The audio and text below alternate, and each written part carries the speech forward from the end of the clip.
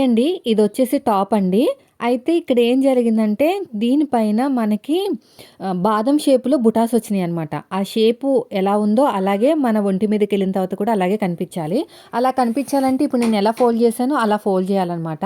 ఇలా చేయటం వల్ల ఏమవుతుందంటే నాకు హైట్ సరిపోలేదండి. పైన బార్డర్ వచ్చింది కదా! ఆ బార్డర్ తీసేస్తే నాకేం హైట్ అనేది ఉండదన్నమాట. చాలా షార్ట్ అయిపోతది. ఏం చేయాలో అర్థం కాలేదు. సరే అని చెప్పేసి ఇంకా ఫైనల్‌గా పైనున్న బార్డర్ కట్ చేసేసి కింద బార్డర్ తోటి జాయిన్ చేశాను. చేయటం వల్ల కొంచెం పెద్ద బార్డర్ వచ్చింది. నాకు హైట్ కూడా పెరిగిందనమాట. బుటాస్ రావడం వల్ల అలా జరిగింది. లేదంటే నాకు ఇంకా బాగానే వచ్చును. నేను ఇంకా కట్ చేశాను. పైన బార్డర్‌ని కొంచెం కింద పైన చెక్ చేసుకొని కట్ చేసుకొని కింద జాయిన్ చేశాననమాట. ఇలా జాయిన్ చేయడం వల్ల నాకు హైట్ అనేది బాగా వచ్చింది. సో, మీకు ఎప్పుడైనా ఇలాంటి సిట్యుయేషన్ ఎదురైతే మాత్రం ఇలా బార్డర్ జాయిన్ చేసేసుకొని మంచి లుక్‌తో అయితే మీరు డ్రెస్ అయితే డిజైన్ చేసుకోండి. దీనికి సంబంధించిన కటింగ్, స్టిచ్చింగ్ 2 కూడా ఒకే వీడియోలో పోస్ట్ చేశాను. కింద లింక్ ఇస్తాను. ఒకసారి అయితే చూడండి.